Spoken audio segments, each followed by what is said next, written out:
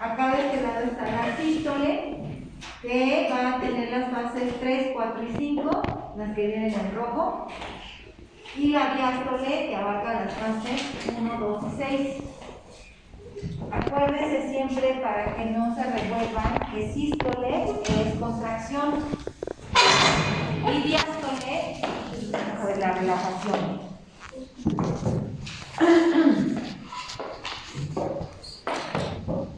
Entonces, vamos a empezar. Si empezamos, por ejemplo, con el llenado, si el corazón se va a llenar, entonces vamos a empezar con la diástole, que es la que viene de este lado. Digo, perdón, está de acá arriba, pero acá. Entonces, sí, empieza la fase de llenado rápido.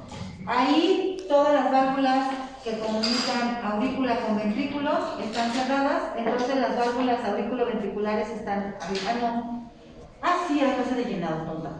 Están abiertas y los ventrículos se llenan hasta un 80% de su capacidad.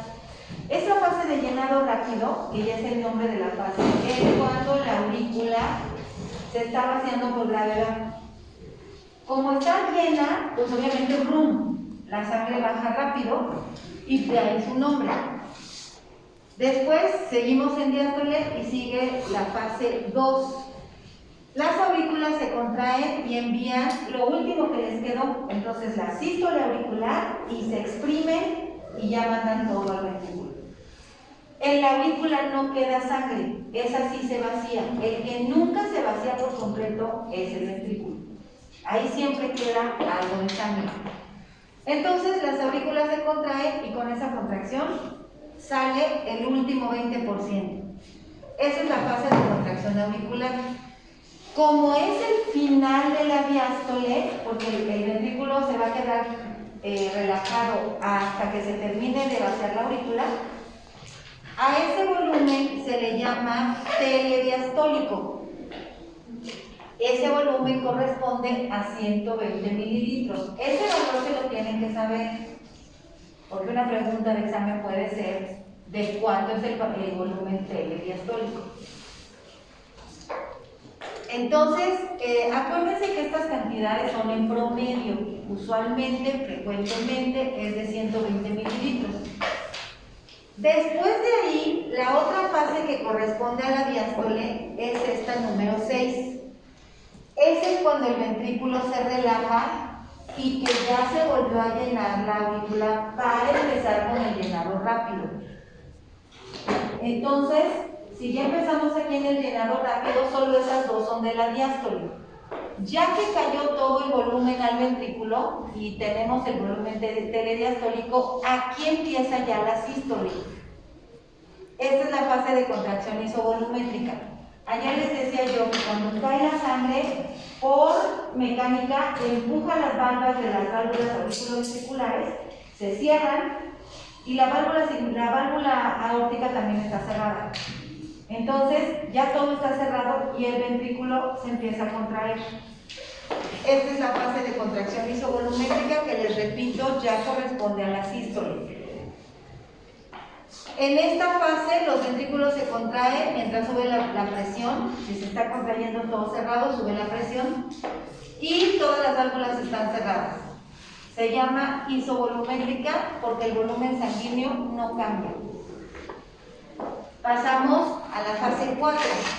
Si esto está a presión, llega un momento en que se sobrepasa la presión media de la aorta y entonces empuja la válvula que conecta el ventrículo con la aorta y sale la sangre, ¡pum! Esa es la fase de eyección. No sé por qué en la pantalla no se ve completa la imagen, porque aquí sí la cosa completa.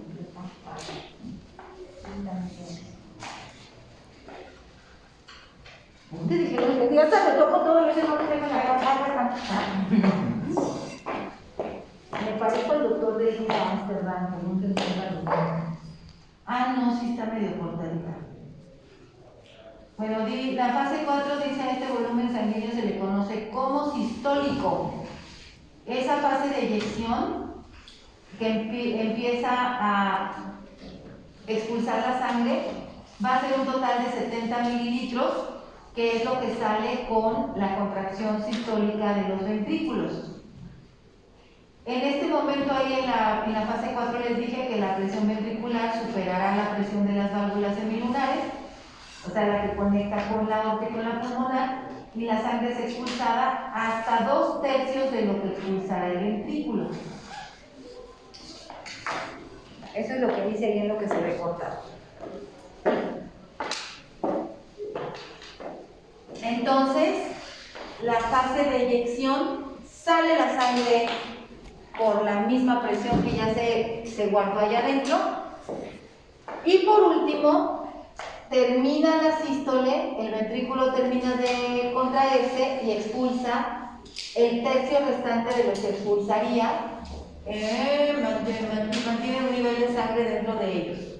Entonces, de los 120 mililitros se van a expulsar 70. Primero, de esos 70 salen los 2/3 en la fase de eyección, y luego cuando el ventrículo termina su contracción sale el otro tercio, pero de los 70 mililitros. Los 50 siempre se quedan en el ventrículo. El ventrículo nunca se vacía. La única que se vacía por completo va a ser la aurícula. Ya de ahí empieza otra vez la diástole, porque entonces llegamos a la fase 6, que es la fase de relajación isovolumétrica. El ventrículo se empieza a relajar, no cae sangre ni nada y se quedan esos 50 mililitros ahí. Por eso es isovolumétrica. Ahí no se llena, no se vacía, sino nada más se relaja. Y tiene dentro los 50 mililitros.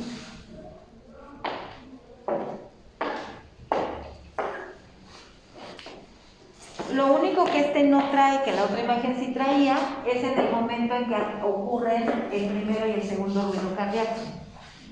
Que en la otra se decía que es cuando se cierran primero las válvulas auriculoventriculares y luego las otras. De hecho, de eso quería preguntarle, porque cuando las válvulas sigmoideas se cierran es cuando está el segundo ruido. Pero esos ruidos son o tienen que ver con los ruidos que se escuchan cuando toman la presión y que se escuchan. Dicen que son No, los ruidos de Korokov son los de la presión. Esos ruidos son los que hace la sangre al golpear la pared de las venas, de las arterias más bien. O sea, tú vas a ir presionando, cierras el diámetro del vaso y cuando lo vas abriendo, la sangre va golpeando la pared y esos son los ruidos de Korokov. Y estos son los que escuchas con el estetos. El estetos.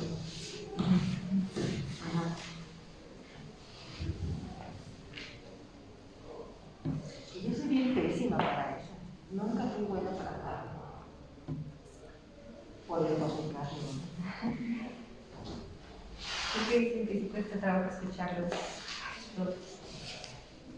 En el internado, o a veces en la residencia, alguno de los de medicina interna o algo de eso. Es que escucha, ahí está el soplo. Y ya me dicen, mira ahí. Y ya me ponía. Y ya le decía, mira ahí. Y a la tercera les decía, sí, ¿ya ves? Pero ni lo había escuchado. Nada. Y otra cosa, hay una imagen que tiene como un corazón y se ven las flechitas que van hacia donde va el estímulo, desde el nodo sinusal, que es un poquito hacia atrás. No sé si se ve. No. Está en otra, es Uno donde es estaba amarillo, lo de está en la de electro. Ajá. Bueno, en esa se ve la imagen así como que sale del nodo y se va hacia una hacia las aurículas y una hacia el nodo auriculoventricular. Entonces, por eso es que primero esta hace como su movimiento, porque en lo que llega hasta acá, esta ya se contrajo y después la otra, ¿no? Primero, o sea, sí, pero si no, ahí primero van las aurículas, pero al mismo tiempo que está pasando las aurículas, está bajando al nodo. Y ahí es donde se hace el retraso, que da tiempo para que la aurícula se contraiga y el ventrículo se espere tantito. Sí, porque el otro tiene que recorrer más, pero salen al mismo tiempo entonces. Se va para las aurículas y baja al nodo auriculoventricular. Ok. ¿Dudas de esto, chamacos? O sea, si lo van siguiendo, así, número de fases, si hay diástole, Lo único que se tienen que aprender son los valores del volumen sistólico, del telesistólico y del telediastólico. Acordarse que la aurícula nunca queda con sangre, esa sí se vacía, y el ventrículo al contrario, nunca se vacía, siempre queda con un volumen y ese volumen es de 50 mililitros. Teniendo en cuenta también que este valor de 120, de 70, de 50 es el valor promedio del corazón ideal, del chico gallo ideal. Eso puede variar dependiendo de la edad, de la estatura, del peso. Entonces, pero pues nunca variará así demasiado. Eso es más o menos para que te des una idea. Y ya que se aprendan bien qué fases ocurren cuando está el corazón contrayéndose y qué fases ocurren cuando está relajado, si lo van siguiendo ya no se les va a revolver. También tener en cuenta que si se está llenando, está relajado. Y que ya que está contraído es cuando se van a vaciar los ventrículos. ¿Es que aquí ya no hay duda de eso? ¿Nada? Todo claro como el agua que está ahí. El volumen telesistólico es el que queda, que no pasa durante el mes. Es el que queda, así como tal, es el que queda al final de la sístole. Ese volumen son los 50 mililitros que no salen. El telediastólico es el que queda al final de la diástole, es cuando queda lleno el ventrículo, son 120 mililitros. Y el sistólico es el que saca en la contracción, son los 70 mililitros. No queda sangre porque se va con la gravedad hacia el... Primero porque la mayor parte de sangre cae por gravedad y luego cuando se contrae la aurícula se vacía. Además, pues ahí como es menos espacio, se vacía muy rápido. El ventrículo, que es más volumen, no alcanza a vaciarse todo cuando termina la sístole. Y o sea, ¿le sirve de algo al corazón que se quede esa sangre? La pared no se colapsa y entonces la contracción siempre es más sencilla.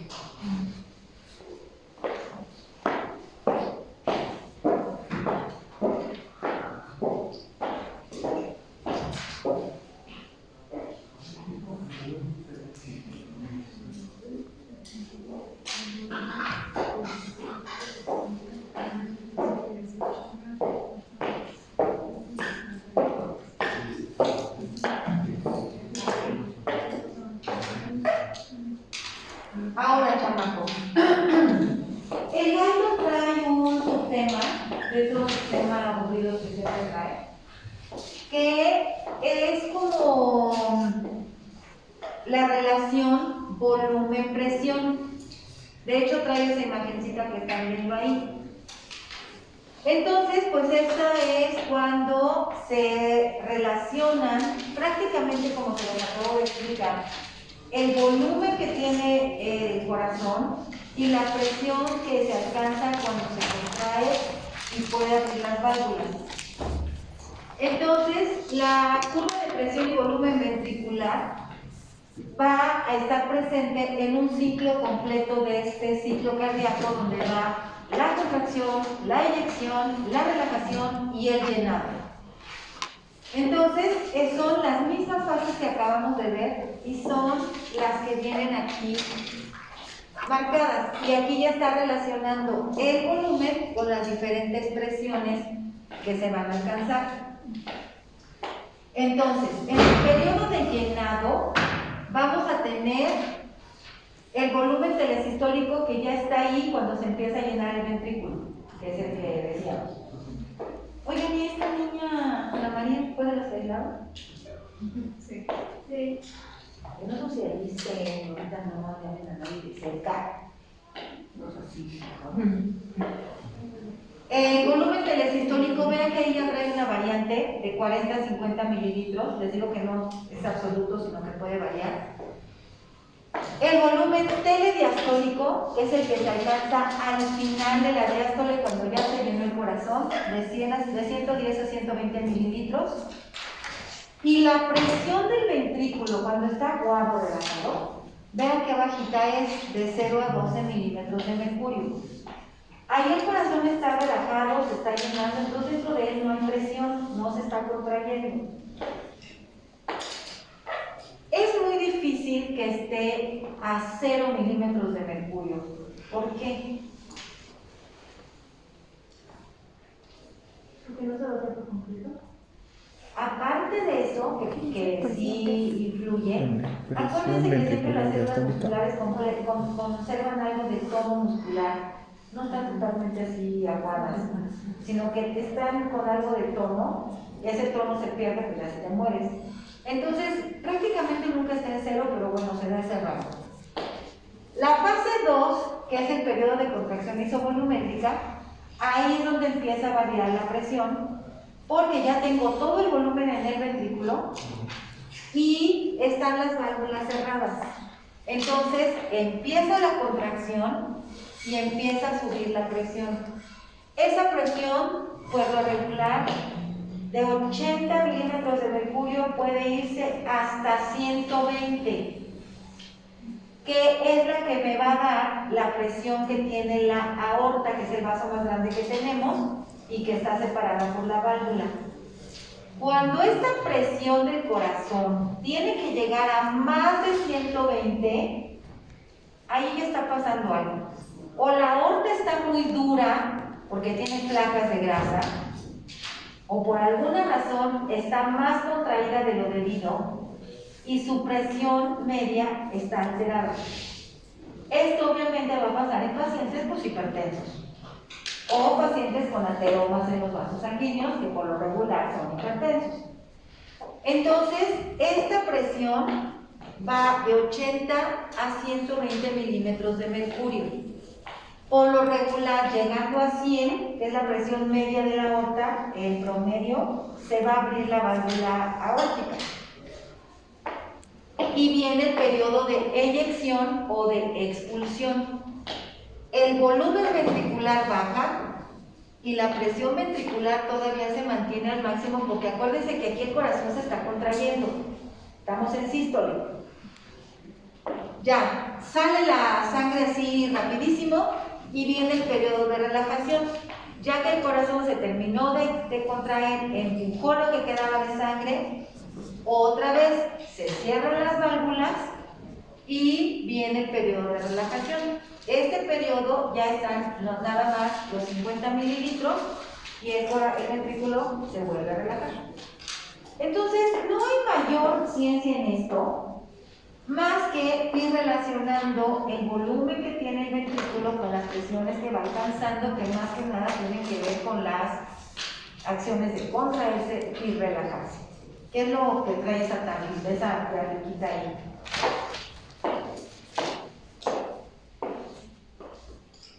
Ahí les va diciendo cuál válvula se abre, cuál se cierra, el volumen y las fases, la de relajación, la de eyección. Entonces, básicamente es lo mismo, nada más en una grafiquita. Yo me hubiera saltado esto, yo ni lo hubiera puesto. Pero como sí trae bastante regalo, luego ustedes se angustien y dicen, ¿Qué dice fase 6? Pero es fase 4. Ah, sí, fase 4. Sí, pero fue el uno de los lados. Sí, es 4.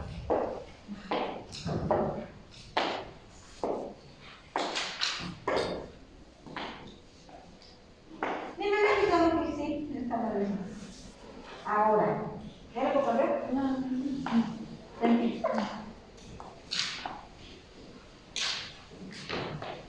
Tú sí literal eres Zamorra de los pulmones. La evolución es de No me da placer estudiar los apuntes. mi hija es el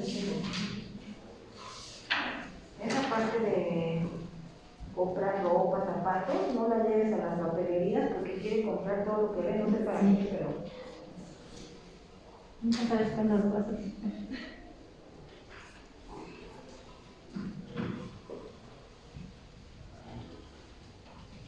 Y es que luego pasa que quieres como repasar algún apunte y si está todo feo no lo entiendes y entonces pues no puedes estudiar y tienes que volver a leer todo.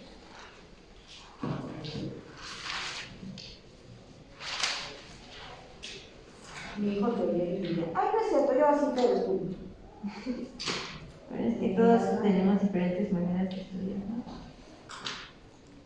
Sí. Hay unos que son más de que ya lo vieron y ya que y otros que nos cuesta. Hay unos que no tienen manera, no estudian. Creen que van a llegar por obras. ¿Ya? Bueno, ahora. Esa grafiquita también viene, pero aquí hay dos conceptos que yo siento que el Gaico los trae como medio rebuscados, que son la precarga y la postcarga. Yo lo leí del Gaico cuando estaba haciendo la presentación y no hallaba cómo ponerlo de manera más entendible para explicar lo que es la precarga y la postcarga, y en esta imagen viene bastante sencillo explicar. Básicamente, la precarga es lo que va a impulsar el corazón al organismo, o sea, el volumen telediastólico. Los 120 mililitros que se guardan en el ventrículo. Aquí, fíjense que va ya más variado de 115 a 140, que les digo que el 120 es como el promedio, pero puede haber otras variaciones. Entonces, la precarga es lo que el corazón va a tener que bombear. Esa es como la definición de ese concepto. Ya después bien, ya se llenó, viene el periodo de contracción isovolumétrica, sube la presión y luego ya se expulsa. Lo que queda al final, que no sale del ventrículo, es la postcarga. Entonces, en el Gaiton dan una explicación que yo al final le terminé, no entendí qué dije. Ahora dije, bueno, ¿y qué es la precarga y qué es la postcarga? Básicamente es eso, ya cuando vi esta ya lo van entendiendo. Ahora, todos estos conceptos, niños, ahorita pues no hacen mucho eco y dices, ah, está bien. Pero obviamente estos van a ser útiles cuando un corazón no esté bombeando de manera adecuada y se empiecen a alterar estos valores. Si el corazón está teniendo una contracción débil y no saca toda la precarga, que son los de los 120 mililitros que están ahí para bombear, él tiene que sacar 70. Si no saca los 70, esta se va a empezar a aumentar. Y entonces va a llegar un momento en que el corazón va a tener más carga de la que puede manejar y vamos a empezar a tener problemas de bombeo de sangre hacia el organismo. Esa es la importancia de estos conceptos y de que sepan de qué se trata. Porque ya cuando vean más adelante alguna patología de estas, pues entonces ya van a saber, pues que se está aumentando la sangre que queda en el ventrículo después de que se vació el corazón, y eso me aumenta la postcarga. Estos son los valores que el corazón está como diseñado para poder manejar. Si se alteran, entonces van a venir problemas como un corazón insuficiente o la insuficiencia cardíaca. Entonces, tampoco es así una gran ciencia. Esta gráfica que viene, les digo que viene en el Gaiton, pero ya con eso que viene ahí, ya lo entiendes. Esta la vamos a revisar cuando ya hayamos terminado electro, porque aquí se junta todo. Lo único que no vamos a ver es lo del fonocardiograma, que es que es el que estás escuchando, pues ese no lo vamos a ver, pero viene la gráfica de electro. Ya vimos los volúmenes que se manejan, nada más nos faltaría este. En algún examen todavía de los últimos presenciales que hicimos vino esa gráfica que todo el mundo tronó con el jote, porque venía para completarla y obviamente nadie la completó. Entonces la vamos a completar, pero ya que tengamos el electro, para ver cómo se van encimando todas lo que hemos estado viendo separado.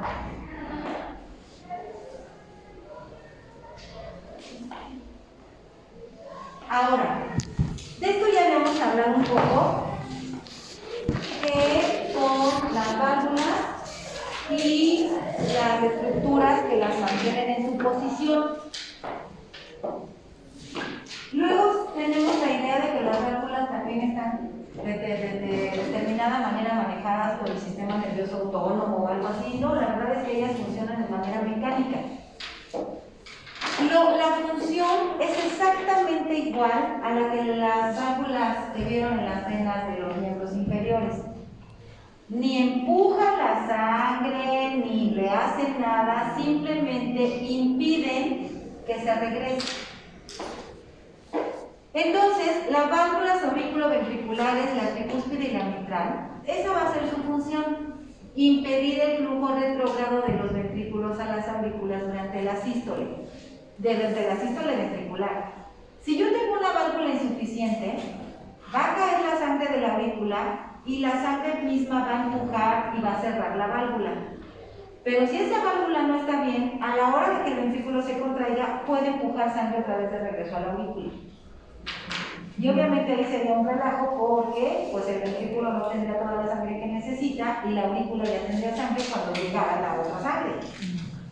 Entonces, esa es la función principal de estas, de las auriculoventriculares. Y de las semilunares, que son la aórtica y la pulmonar, impiden el flujo retrógrado desde la aorta y desde las pulmonares a los ventrículos. E igualito que las venas, que las válvulas venosas que impiden el reflujo de la sangre, es exactamente lo mismo. Ahora, ayer les enseñé la imagen de los músculos papilares, que son los que están conectados con las cuerdas tendinosas y evitan que la válvula se voltee. Entonces, evita que las válvulas protruyan demasiado hacia las aurículas durante la contracción ventricular. Si la válvula no está sostenida y a la hora de cerrar se voltea, eso va a dejar un hueco que también puede hacer que haya un flujo retrógrado.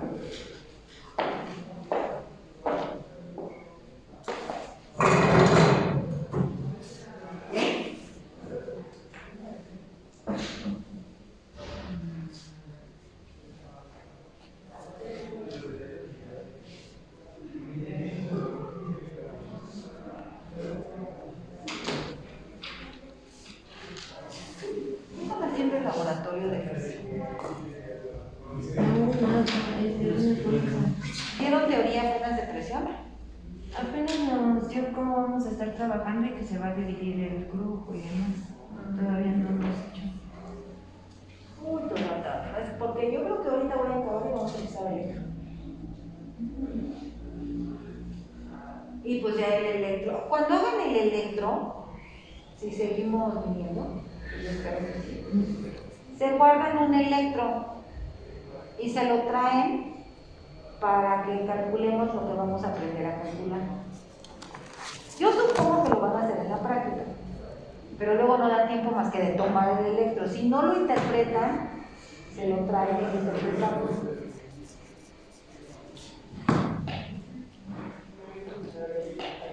Digo, con lo que aprendí, con lo que les puedo decir, ¿verdad? Porque tampoco digan que, uy, ¿cómo se lee el electro? No me gusta este tema. ¿No la QRS es la que pertenece a la espiga en el potencial? A ver.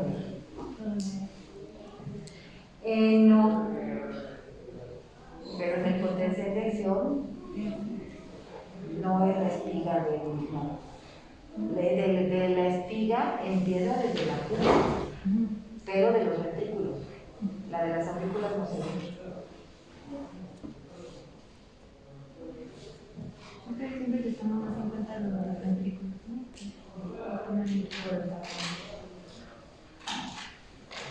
Pero ya verás, es que no. Son diferentes potenciales de acción porque cada una es de una parte de los ventrículos. Entonces no es de todo como tal. Sí, pero ¿cómo se acomodan para ver?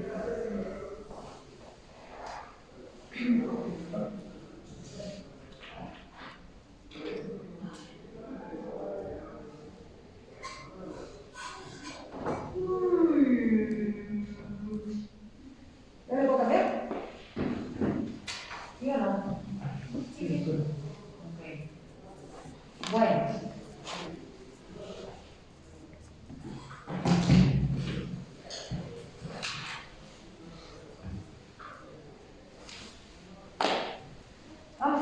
problema. A ver. Déjame sacar la lista, porque el único nombre que me sé es el de Lucía, entonces no le voy a preguntar a Lucía. Déjame sacar mi lista para ver a quién me voy a visitar.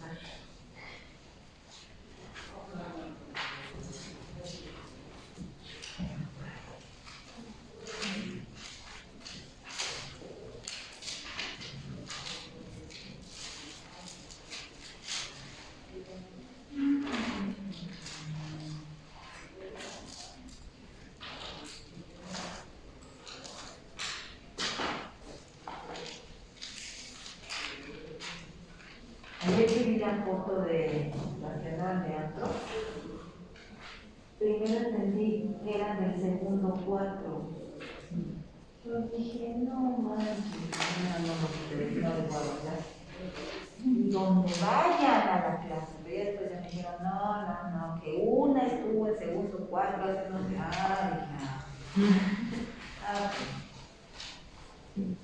a ver, niño Misael, ¿quién es Misael? Misael, dime qué tipo de arteria es la aorta. Dime las características de las arterias elásticas.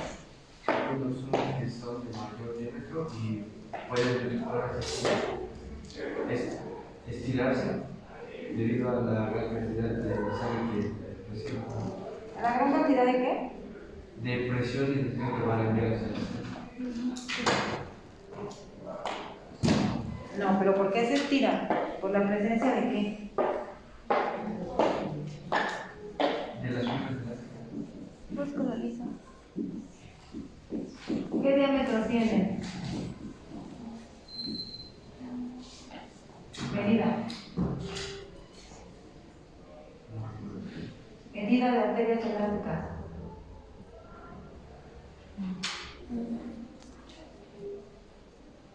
¿Cuánto mide? Arriba de 10 milímetros. Si se llaman elásticas, es porque tienen gran cantidad de fibras elásticas. ¿Cuántas túnicas tienen las arterias elásticas, Miguel?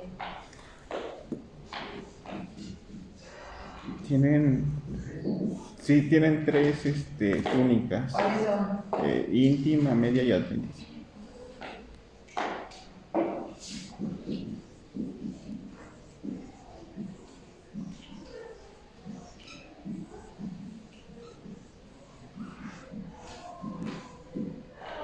La íntima, ¿de qué está formada? Sara. Sara, ¿quién es Sara? No escucho, Sara, habla por mí. ¿Dijiste algo o no dijiste nada? Yo estoy sola.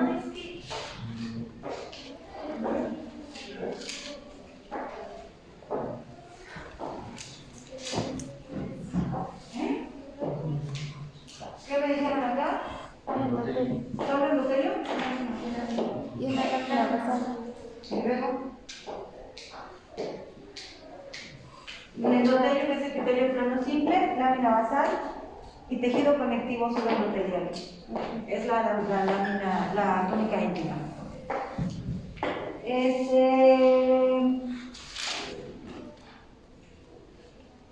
Natalia. Somos dos. A ver. Pero la otra no está donde No, Natalia, dime que hay en la túnica media de las arterias elásticas. ¿Tiene músculo liso? ¿Qué más?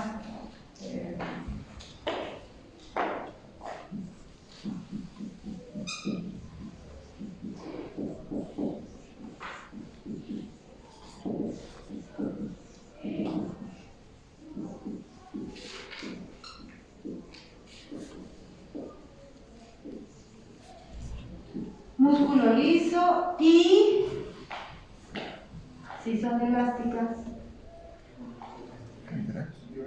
fibras elásticas, predominando las fibras elásticas. ¿Y en la túnica adventicia qué hay? Exacto, tejido conectivo. Ahora, ¿cómo es la túnica adventicia de las arterias elásticas? ¿Gruesa o delgada? ¿Delgada? ¿Cómo? La adventicia. Esta. Que este tejido conectivo denso, irregular, delgado o laxo, pero es más fibroso que laxo. Delgado me imagino que no es ese tejido duro totalmente. Pero la túnica como tal, de estas arterias tan grandotas, esta túnica adventicia ¿es gruesa o es delgada? Díganme ejemplos de arterias elásticas, aparte de la aorta.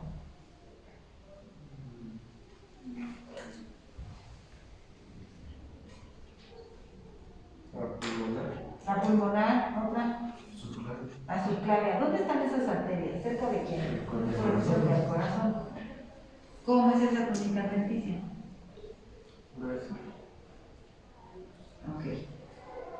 Gruesa. La túnica media tiene músculo liso como todas las arterias, pero muchas fibras elásticas. En la aorta tengo 50 capas de fibras elásticas que el Génesis las describe después de la cara. Las describe como fenestradas porque están como perforaditas. Son hasta 50 capas.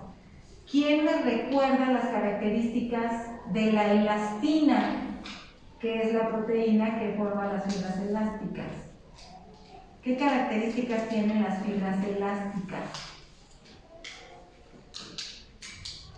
La más obvia, que se estiran, ¿no? Los tres tipos de fibras que tenemos, ¿cuáles son?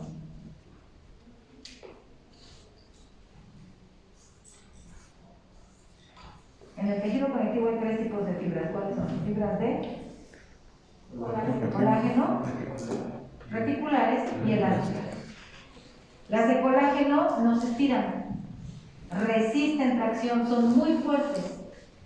Las reticulares forman mallas y las encuentro en los tejidos linfoides.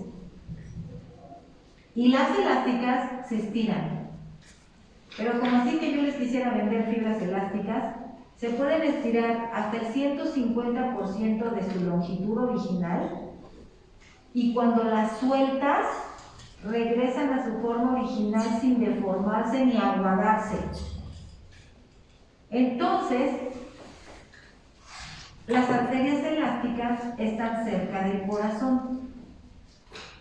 Necesitan ser las más grandotas porque van a recibir volumen sanguíneo. Y vamos a hablar de la aorta. Les estoy preguntando todo eso por lo que vamos a ver ahí. Para que vean que esa histología se sirve de algo. Tengo la aorta que en los libros se ve como un vaso de este grueso. Pero la aorta no es así. Si estas miden más de 10 milímetros, la aorta, que es la más grandota, como 12, 13 milímetros. Cuando la ves en un cadáver, ya está todo aguado, entonces se ve más grande, pero en realidad no es un vaso así de este vuelo. Pero bueno, vamos a hacerla así. La aorta está con tono muscular. Recuérdense que todos los vasos son de músculo liso. El músculo liso permanece en una media contracción sostenida, porque si se relajan, la presión arterial pues recae al suelo. Díganme qué es presión arterial. Como concepto. La fuerza que ejerce la sangre contra las paredes. Exactamente.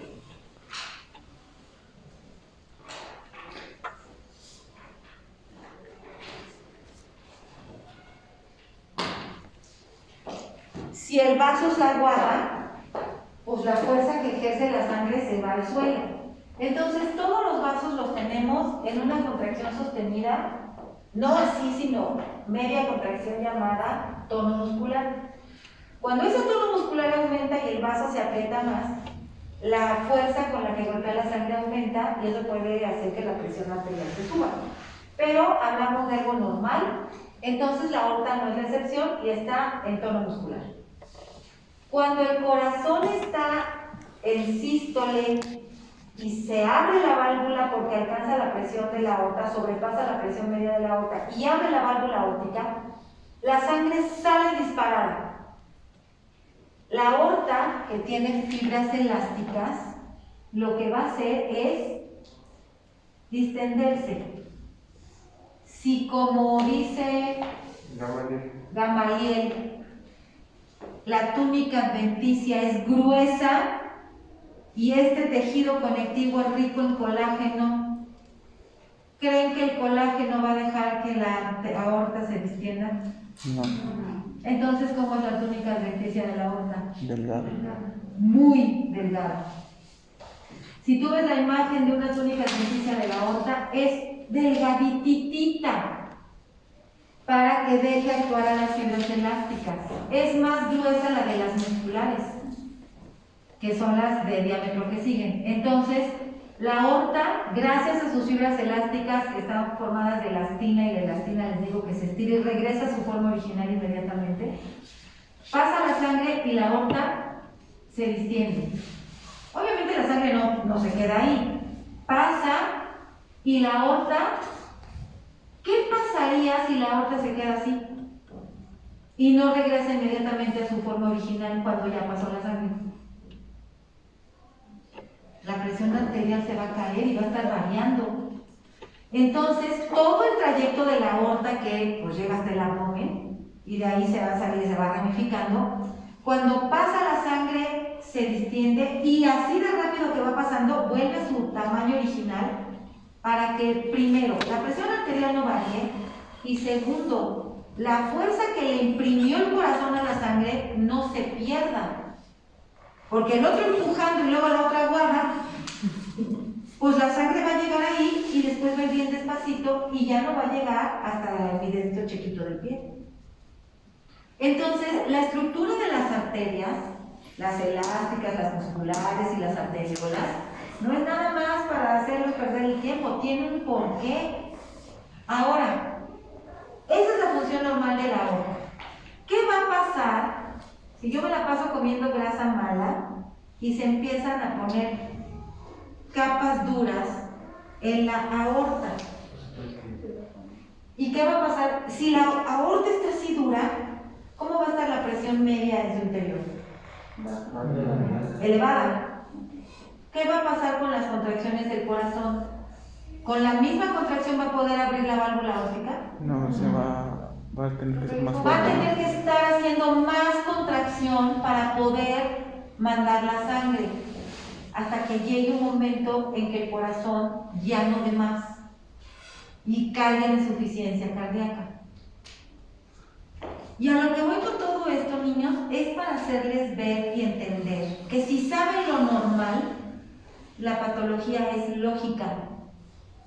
Si tú sabes cómo actúa esta arteria, pues ya sabes que si se le van a agregar ateromas, se va a hacer dura, y aunque su túnica adventicia le permita, pues eso que está ahí duro, la va a tener así y ya no va a distenderse de manera normal. Entonces, cuando leen insuficiencia cardíaca con una de sus causas, que es esto, lo que les estoy diciendo, van a decir, pues claro, porque es una arteria elástica que no debe tener ningún obstáculo para que sus fibras elásticas actúen. Si no lo saben, se lo van a aprender de memoria, pero en un ratito se les va a olvidar. Si saben lo normal, van a entender el por qué falla. Y para saber lo normal necesitas bases, y estas son bases. ¿Qué es lo que a este grupo le falta siempre? Llegan sin bases. Y entonces aquí se quiebra la cabeza porque hay muchas cosas que no entienden. Entonces, todo el tiempo libre que tengan, se tienen que regresar a leer lo que les falta, porque si no aquí les va a hacer falta. Y hay cosas que sí me voy a regresar a explicárselas porque si no, no me van a entender, pero hay cosas que ya no, porque igual y no tocamos el tema, pero más adelante lo van a tocar. Y les van a hacer falta esas bases. Que ustedes dicen, Ay, de verdad se van a acordar de mí. Claro, si les vale gorro y quieren ser ahí, hay un medicucho cualquiera, síganle así. Si no, entonces pónganse a leer. Bueno, entonces, la entrada de sangre a la aorta durante la sístole hace que sus paredes se distiendan, porque es una arteria elástica, y que la presión aumente hasta aproximadamente 120 milímetros de mercurio. Si no tiene ninguna alteración, de los 100 que tiene de presión media porque está en tono muscular, con el volumen que le manda el corazón, va a aumentar hasta 120. Esa es la presión que nosotros escuchamos en el Bauma, que es lo normal por el volumen que maneja el corazón y por la presión que debe tener la aorta.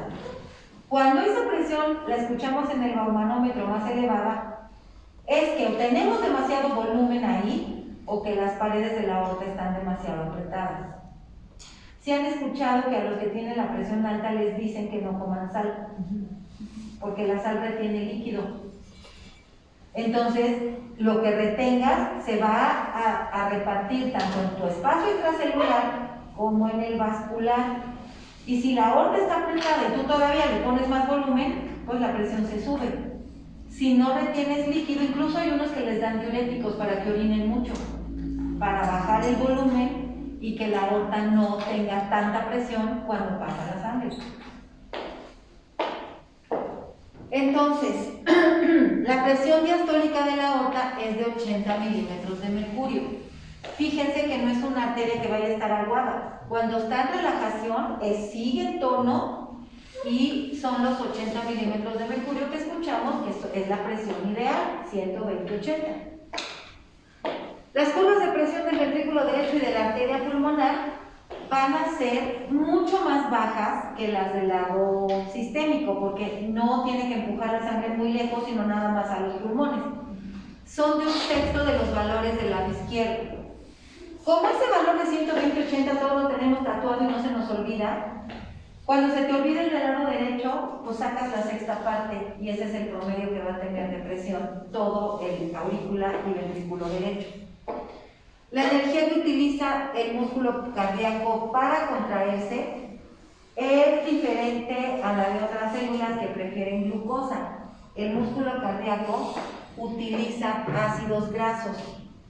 Casi el 70-90% de su metabolismo va para oxidar ácidos grasos y del 10 al 30% lo puede encontrar de lactato y glucosa. Muy diferente, por ejemplo, en el músculo esquelético, que si revisaron energética muscular el semestre pasado, dependiendo de qué ejercicio hagas, el músculo esquelético puede tomar carbohidratos o puede tomar grasas, y lo de ¿cómo se llama? La fosfocreatina. Pero bueno, ese es otro tema. El músculo, ya lo voy a decir, cuando quieren quemar grasa, no. Entonces el músculo cardíaco va a preferir para su contracción grasa, ácidos grasos y después carbohidratos. Ok, entonces, ¿cómo se va a regular? Ayer les estaba yo diciendo, o ayer no me acuerdo cuándo, que ya que estamos viendo el nodo sinusal, que no nada más es que el nodo sinusal automáticamente se excite y que la frecuencia cardíaca solo esté dada por él, sino que tiene también parte del sistema nervioso autónomo. Y aquí se les tiene que quedar muy grabado hacia dónde llega la irrigación del sistema nervioso autónomo en el corazón, porque además es lógica. Bueno, el corazón bombea de 4 a 6 litros de sangre por minuto en una persona en reposo. Estamos así haciendo, y digo, no reposo quiere decir acostados echados, sino yo, por ejemplo, ahorita que nada más estoy parada, caminando, estoy en reposo, no estoy corriendo. El control del corazón va a tener 2 mecanismos principales. Uno, la regulación propia del corazón, que es la regulación cardíaca intrínseca, y 2, el control por el sistema nervioso autónomo. Hay algo que seguramente mencionaron bastante el semestre pasado, porque el Gaiton se encarga de mencionarlo a cada rato, que es el mecanismo de Frank Starling. ¿Alguien se acuerdan cuál es esa ley de fuerzas de Frank Starling. Que esa es como una regulación intrínseca del corazón. Esta habla de la relación entre lo que se llega medio a extender una fibra muscular y la fuerza de la contracción. En el caso del corazón, no, el músculo no es elástico, el músculo no se estira, solo se contrae y se relaja. Pero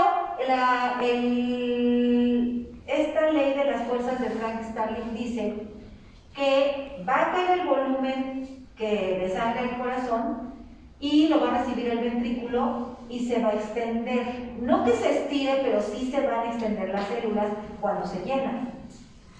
La fuerza de contracción va a ser directamente proporcional al grado de distensión que tenga la fibra según el volumen que caiga. Por eso les decía hace rato que si hay demasiado volumen, la célula se va ahora sí a estirar, que no debería, pero la contracción va a ser más fuerte. Entonces va relacionado el volumen que llegue con la fuerza de contracción. Obviamente el corazón está diseñado para gastar determinada cantidad de energía. Si yo le dejo más volumen todo el tiempo, como las contracciones van a ser más fuertes, pues se va a cansar en algún momento. Esa es la regulación intrínseca del corazón, que solito con el volumen que llega, él regula la fuerza de contracción por el mecanismo de Frank Starling. Y el otro es pues la intervención del sistema nervioso autónomo. El sistema nervioso autónomo llega a ciertos puntos específicos en el corazón. Miren a dónde llega. Fíjense que el simpático llega a casi toda la masa ventricular. Y vean a dónde llega el vago. ¿A dónde está el vago? Prácticamente en los nodos. Esas dos bolitas amarillas son el nodo sinusal y el nodo auriculoventricular. ¿Qué efecto tiene el simpático en el corazón? Tiene varios efectos. Hablaron de los efectos ionotrópicos positivos, bromotrópicos positivos, bagnotrópicos positivos en el corazón del sistema nervioso autónomo. ¿De qué está hablando? Cuando veo el sistema nervioso autónomo, ¿no veo eso? ¿Sí vieron el sistema nervioso autónomo? Sí. ¿Sí, Miguel? ¿O no? Sí. Más generalidades. Ajá, como generalidad. ¿Ustedes algún karma hicieron? ¿Algo en su otra vida? Han de haber reencarnado y están pagando ese karma. Por eso en el cuarto les va, en el primer cuatro les va a tomar. Dios está recibiendo.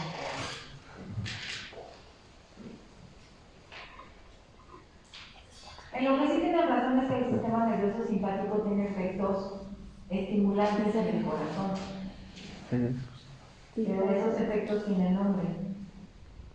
Y luego al doctor Soria se le bota y los pregunta en el examen.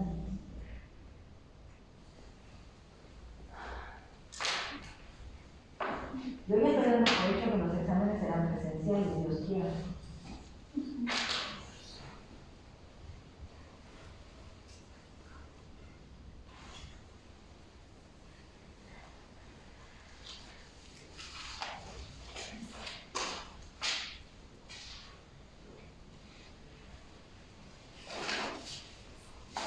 El corazón, pues ya vimos que tiene estímulos eléctricos que son los que lo manejan para las contracciones. Y el sistema nervioso autónomo va a tener injerencia en estos efectos. El sistema nervioso simpático van a ser positivos y el sistema nervioso parasimpático van a ser negativos. Entonces, lo que está en rojo hasta arriba que no se ve, por el color, es cronotropismo. Crono de tiempo, cronotropismo.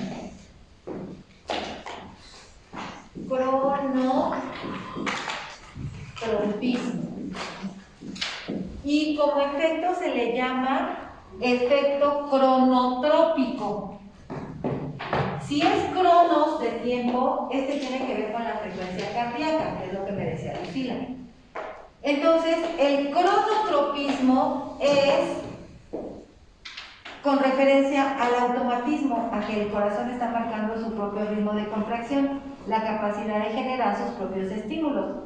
Si el sistema nervioso simpático tiene efecto cronotrópico positivo, pues acelera la formación de esos impulsos y sube la frecuencia cardíaca. En cambio, el parasimpático tiene efecto cronotrópico negativo. Y si se vieron en la imagen, el parasimpático llega directo a los nodos.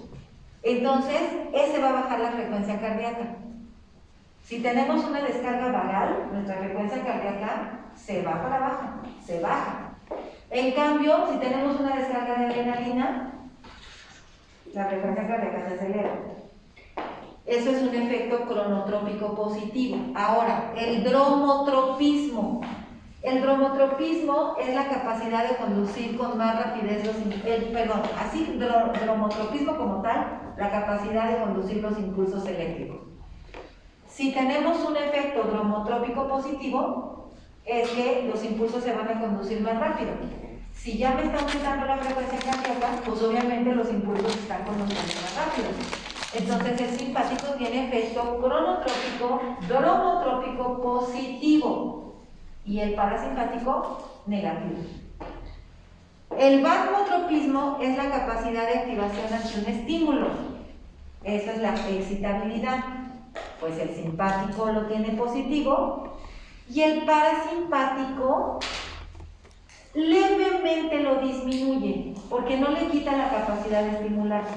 Ahí no afecta tanto el parasimpático. Luego, la contractilidad, la capacidad de contraerse. El sistema nervioso simpático, además de aumentar la frecuencia cardíaca, también aumenta la fuerza de contracción. Entonces, en los libros van a leer que el sistema nervioso simpático tiene efectos cronotrópicos, dromotrópicos e inotrópicos positivos. Y aquí, ojo chamacos, es inotrópico, porque se parece mucho a ionotrópico.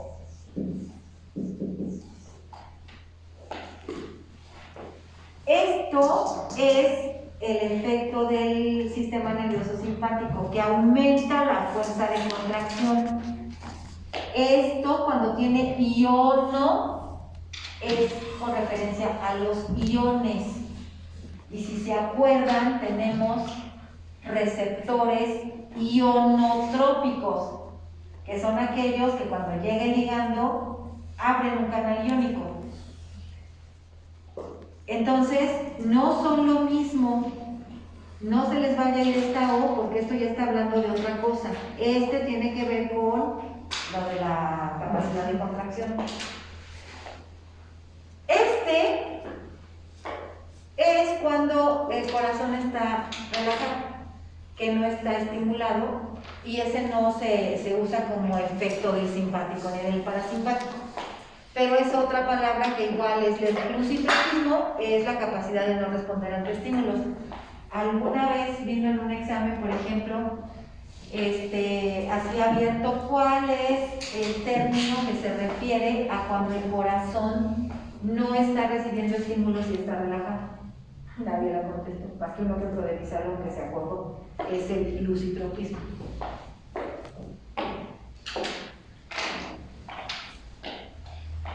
Entonces, el sistema nervioso simpático tiene los que más estimulan son el inotropismo, el dromotropismo y el cronotropismo. Los tiene positivos. El vago baja la frecuencia cardíaca, sin embargo, no disminuye tanto la fuerza de contracción, o sea, sí un poco, pero no así de que no se contraiga, ni disminuye la capacidad de activarse. Como llega nada más a los nodos, prácticamente el efecto más fuerte que tiene es bajar la frecuencia cardíaca.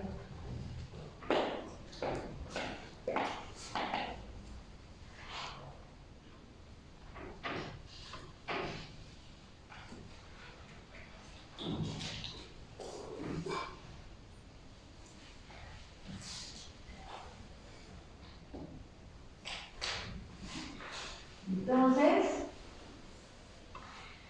fíjense, como el barro prácticamente no llega mucho al músculo, por eso no disminuye tanto la fuerza de contracción. Pero como llega directo a los nodos, sí baja mucho la frecuencia cardíaca.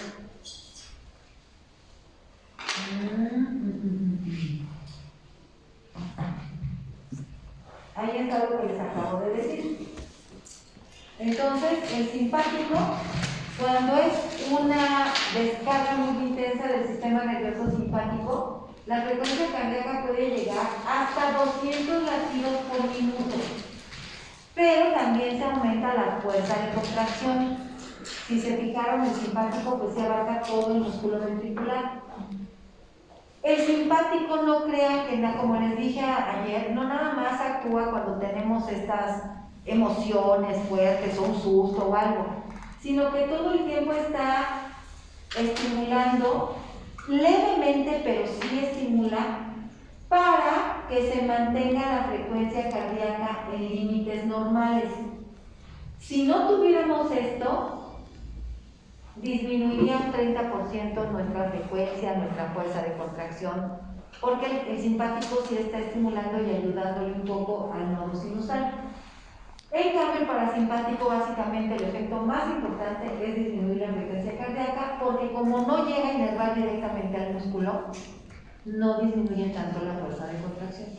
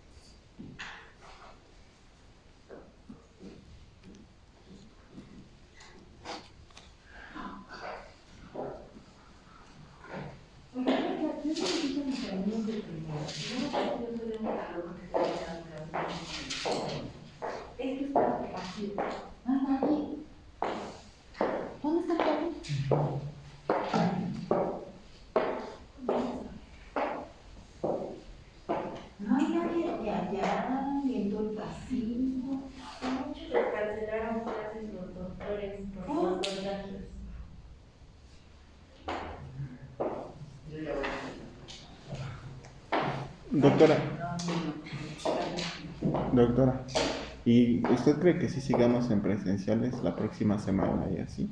Pues hoy tuvieron junta los tiempos completos y les dijeron que todo va a seguir igual. ¿Presencial? Sí. Que por una parte sí, yo de repente sí me paniqueo y digo, yo me voy a contagiar, Pero por otra parte, pues, es que si no, no vamos a regresar. O sea, va a haber picos y va a haber tiempo más o menos tranquilo y otra vez hay un pico. Entonces, si nos estamos esperando a que todo esté en verde, pues no va a haber días presenciales. Pero, yo creo que esto también no se ha manejado como se debe por la responsabilidad de muchos. Eso también afecta. Porque nada más que los protocolos están bien dentro de la escuela y después de aquí se van y hacen. Exactamente, de nada sirve, porque aquí no se contagian. Yo creo que la mayoría de los contagios han sido afuera, y los de afuera vienen y contagian entonces a los de aquí. Doctora, cuando hay un choque anafiláctico, ve que, bueno, se baja la presión porque se cierra todo y no entra aire ni nada. Y te ponen como la adrenalina, es para que precisamente el simpático actúe y empiece a poner más rápido el corazón. No, es que precisamente en el sistema nervioso autónomo ven que hay diferentes receptores adrenérgicos. alfa-adrenérgicos y beta-adrenérgicos. Entonces, los receptores que tienen los bronquios, si se te cerraron las vías aéreas, los receptores que tienen los bronquios cuando tú pones adrenalina son beta-adrenérgicos. La adrenalina hace efectos diferentes en un receptor alfa que en un receptor beta. Y los que tienen bronquio, cuando tú metes adrenalina, hacen broncodilatación. Entonces, si ya se te cerró el vaso por una alergia, por un choque anafiláctico, metes adrenalina y se van los receptores de los bronquios y dilata el bronquio. ¿Y por qué lo ponen en la pierna?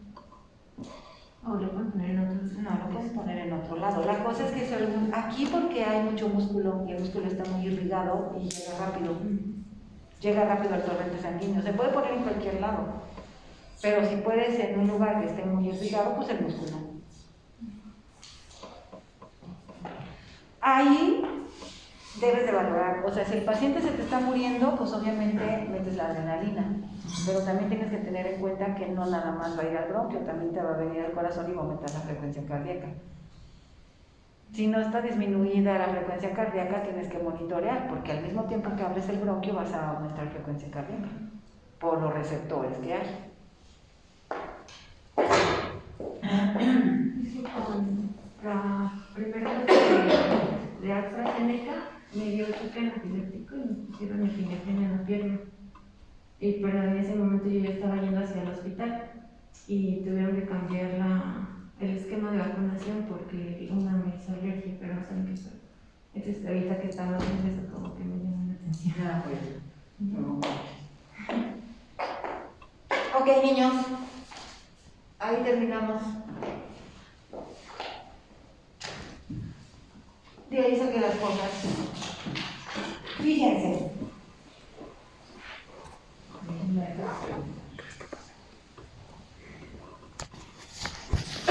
Vamos a empezar el electro. Esto es muy temprano para el abrir. A partir de las 6, a las 5, entonces, ni modo.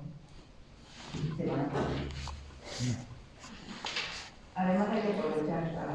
Yo creo que la única manera en la que nos van a decir que para atrás es que sector salud diga que ya no hay contagios y que ya no podemos seguir. Si sector salud no dice nada, la universidad dijo que vamos a seguir. Miren, les voy a enseñar los temas que vimos ahorita.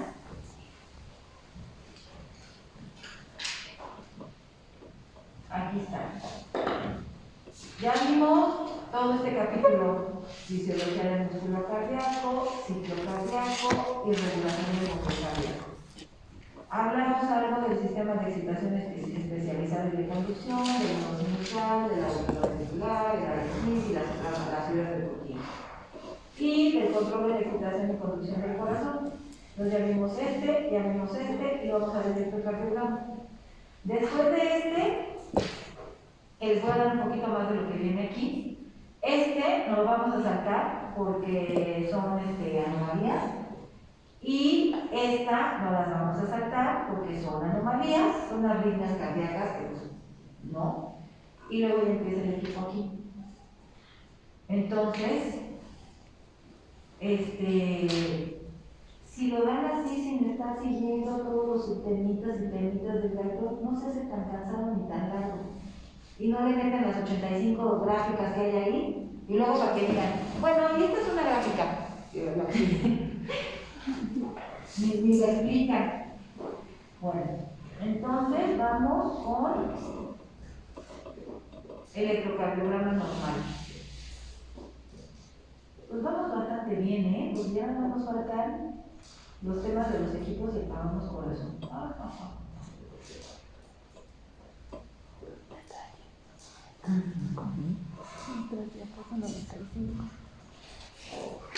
¿Dónde me queda? Bueno, antes me queda Yo también, como 6 o 7 por toda parte que me tocó.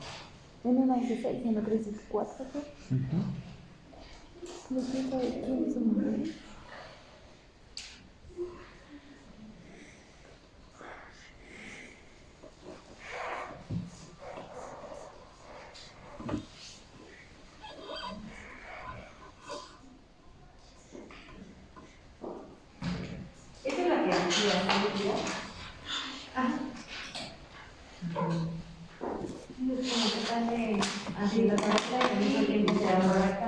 y luego, pero al mismo tiempo salvar el nodo auricular. Ok. Bueno, chamacos, vamos a empezar a ver electro. ¿Qué es el electrocardiograma? Pues es el registro en papel de la actividad eléctrica del corazón. ¿Por qué puedo registrarlo en un papel? Porque en mi organismo, si algo tengo mucho, es agua. Y el agua es un excelente conductor de electricidad. Entonces, poniendo electrodos, puedo registrar la actividad eléctrica por esa agua que tengo en mi cuerpo. Entonces, el registro de la pequeña corriente que se genera a la superficie corporal por estos potenciales de acción que se generan en el corazón es a lo que denominamos electrocardiograma. Esto no es más que una gráfica en donde se relaciona voltaje y tiempo.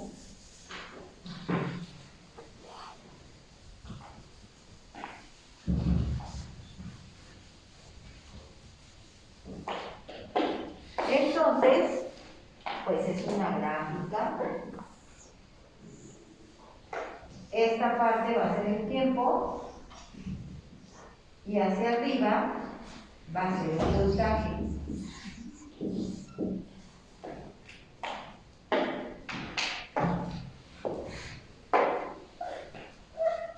Van a verlo el electrocardiograma que tenemos aquí en el laboratorio. Hay uno muy tecnológico que ya te saca con interpretación, con diagnóstico. Está medio mal porque a todo el mundo le saca con infarto.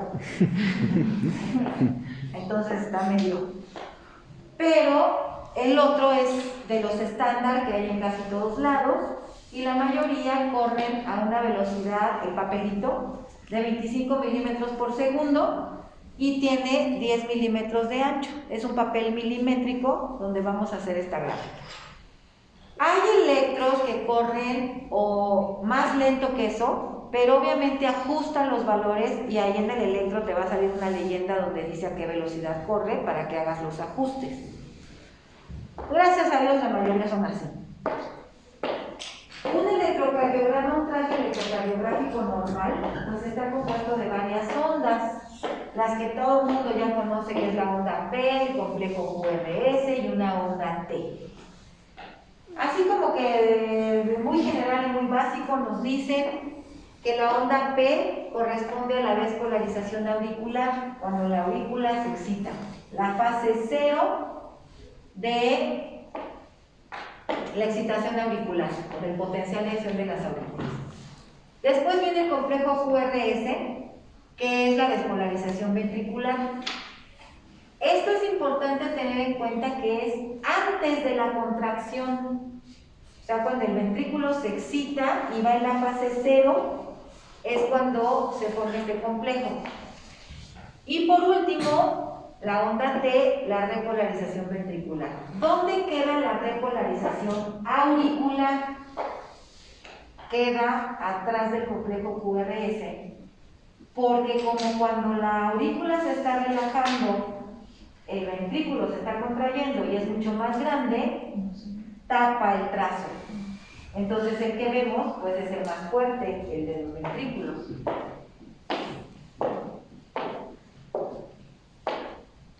En el Guyton les explican cómo es el aparato y los cables y se avientan piensa 4 páginas de eso nada más explicando el aparato, ya para la tercera ya te estás durmiendo, entonces eso me lo salte.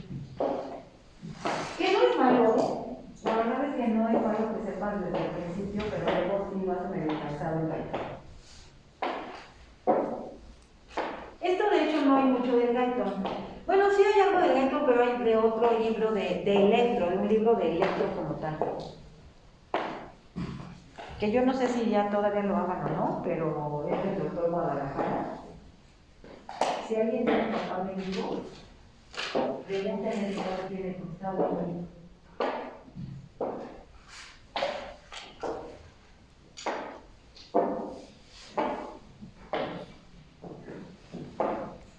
Entonces, miren,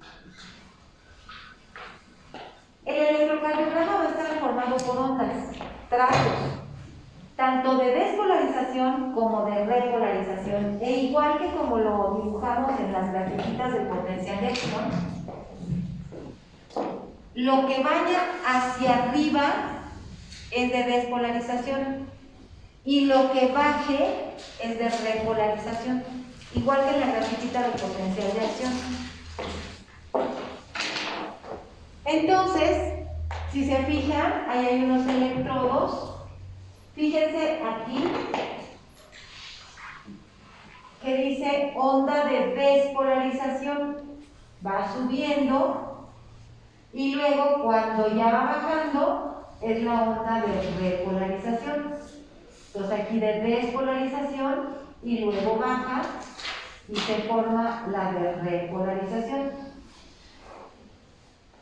El electrocardiograma va a funcionar como los electrodos que se ponen en diferente posición para poder registrar la actividad de la mayor cantidad de músculo cardíaco que se pueda.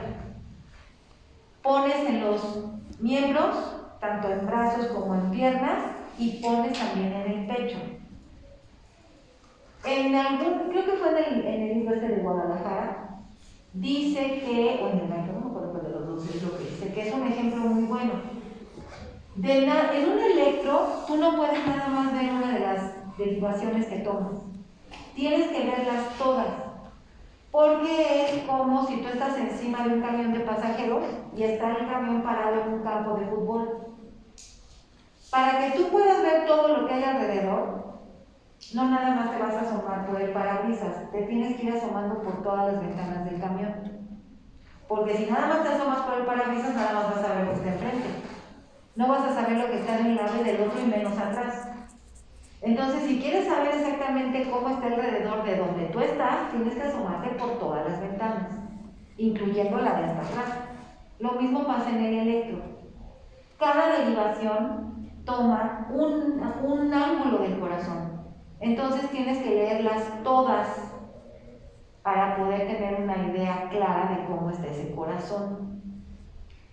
La realidad en medicina es que muy pocos sabemos leer a la perfección electro. ¿Por qué? Pues porque no lo hacemos. O sea, en el internado tu trabajo es tomar electros. En eso sí te haces especialista. Ya casi llegas y avientas los brazaletes y solito te ponen a tomar electros. Pero después nadie te los interpreta ni te dicen, mire, a menos que tú de veras estés muy interesado y vayas y preguntes y te digan. Si te vas a un hospital donde no haces nada, pues igual tienes tiempo. Si te vas a un hospital público, pues qué tiempo vas a andar teniendo de ver cómo sale el paciente. Entonces, también depende del interés de cada uno. Aparte, si te gusta, pues le vas a buscar. Si no, como a mí, no le gusta. Después, si te vas ya a otra especialidad, pues la mayoría, a menos que seas medicina interna o cardio como tal, ya no lees electros. Si tú estás haciendo, no sé, trauma, pues le pides un electro a tu paciente y le mandas interconsulta al cardio para que lo vea. Ya no lo ves tú. Entonces, esa es la verdad que casi nadie sabemos leer electro. Bien. Entonces, obviamente yo no les voy a enseñar a ver infartos y a ver extrasístoles, no, pero sí lo básico, que sepan sacar eje eléctrico, que sepan sacar frecuencia cardíaca y que sepan distinguir si el ritmo que tiene de latido el corazón es normal. Eso es lo que vamos a ver. Ya patologías y que el infarto en la cara, quién sabe qué, eso sí no lo sé hacer. Y no tengo ganas tampoco de aprender, entonces voy a exponer eso. Ok. Entonces, como ya les acabo de decir, el electrocardiograma es un conjunto de ondas y Einthoven, que fue el que empezó a hacer todo el nombre de las ondas y dónde estaban y todo este estudio, las determinó, quién sabe por qué, empezó en la fe. Y luego ya con el orden del alfabeto. Nunca he sabido por qué el Santo Señor empezó en la P y no en la H o no en la A, pero empezó en la P. Entonces las ondas que se ven en el electro son P, Q, R, S, T, y una que casi no se ve, por eso luego no se menciona, es la U, pero también existe la onda U. Y las mencionó como que van apareciendo y en orden obviamente del alfabeto.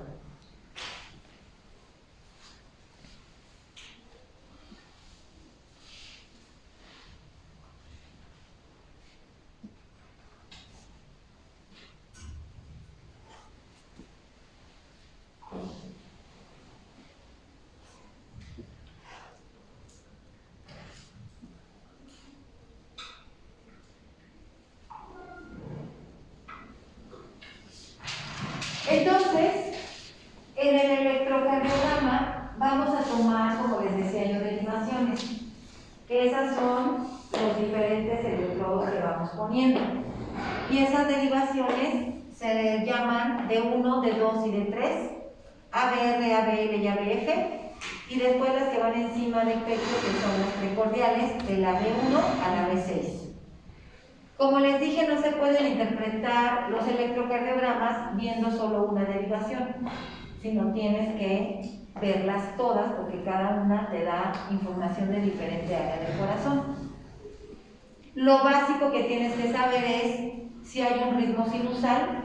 ¿Esto qué quiere decir? Que el que lleve la batuta sea el nodo sinusal, que la frecuencia cardíaca sea normal y que el eje eléctrico esté dentro de los rangos normales. Eso es lo primero, y ya si aquí te empiezan a salir alteraciones, entonces ya tendrás que ir averiguando el por qué y vamos a mencionar algunas causas. Bueno, ¿por qué se ponen los electrodos en las muñecas y en los tobillos? Einthoven empezó a hacer cálculos y trazos y creó algo que se llama el triángulo de Einthoven, que es más o menos así. Buscó los lugares más cercanos y más accesibles para poner los electrodos y que de todas maneras llegara la corriente eléctrica. Eso no era muy difícil porque les digo que como tenemos tanta agua y el agua es excelente conductora de la electricidad, pues llega la corriente hasta estos sitios. Entonces, si se fijan, ahí está el brazo derecho, el brazo izquierdo y la pierna izquierda. Esos tres, este y este, son los que nos van a dar los trazos. ¿Por qué el brazo izquierdo y la pierna izquierda? Pues porque de ese lado está el corazón. La pierna derecha me va a servir como tierra. Entonces, el brazalete que ponemos en la pierna derecha, básicamente es para, como los enchufes, para que haga tierra y no haya tanta interferencia y los trazos salgan más nítidos. Fíjense que cada una de las derivaciones, por ejemplo, LED 1 es de 1, LED 2 es de 2 y LED 3 es de 3. Tiene un vector que corre. Los vectores son las flechas, que del lado de donde no está la flecha es el lado negativo y este es el lado positivo. Esa dirección que lleva cada uno de los vectores es como se va transmitiendo el impulso eléctrico en el corazón. Como les había puesto en el corazoncito, del nodo sinusal corre a las aurículas y luego baja al nodo auriculoventricular. Entonces, cuando está en reposo, la célula está negativa. Conforme se va excitando, llega a lo positivo. Entonces, cuando tú pones el electrodo en el brazo derecho, estás captando cuando se está estimulando el corazón de aquí hacia acá. Por eso el electrodo va de lo negativo a lo positivo. Y después, cuando lo pones en la pierna izquierda, fíjense cómo va. Y ahí baja lo de las de His, de lo negativo a lo positivo. Se va excitando y va pasando de lo negativo hacia lo positivo en la despolarización. Entonces, ahí se forma el famoso triángulo de Enthoven, y aquí en el centro está el corazón. Después, estos mismos electrodos, el aparato obviamente ya viene preparado. Hay unos que es manual, como el que tenemos aquí, uno que nunca me lo he aprendido cómo se maneja, pero Pati bien rápido, es así. Tú le apachurras otro botón y con el mismo electrodo te empieza a tomar estas derivaciones que corren del centro hacia los extremos. Estas derivaciones ya son más pequeñitas porque ocupan muy poquita distancia en cuanto se va excitando el corazón. Y con el trazo electrocardiográfico se amplifican, por eso llevan una A antes. Esa A quiere decir aumentadas. Entonces son las derivaciones ABR, ABL y ABF, que usando los mismos electrodos cambia el trazo del electrocardiograma y ya te traza estas, pero te las traza como amplificadas para poderlas medir en el papel. Son más pequeñas porque las derivaciones, la D1, D2 y D3, se llaman bipolares. ¿Por qué bipolares? Porque te van a tomar lo que captas con el electrodo del brazo derecho, por ejemplo la D1, y del brazo izquierdo. Las corrientes eléctricas que tomas con esos dos electrodos, sacas la diferencia y ese es el valor de D1. Entonces tiene dos electrodos que están tomando medidas. En cambio las ABR, ABL y ABF son monopolares. Te sacan la medida de un solo electrodo. El trazo entonces es más pequeño y el electro lo amplifica. Por eso tienen la A de aumentadas. Y las precordiales son las que te sacan información de la pared así frontal, pero no es horizontal. Ahorita les explico eso, del corazón, porque las pones encima del corazón. Esas ya no son con electrodos, sino como con chuponcitos. Entonces, ay, sigo sin saber hablar. No, pues más. No, el viernes seguimos. Mañana voy a tratar de preguntar, Miguel, pero si se me dan alguna pregunta, ¿tú quién que habla nosotros? Ok. ¿Es horario? Ah,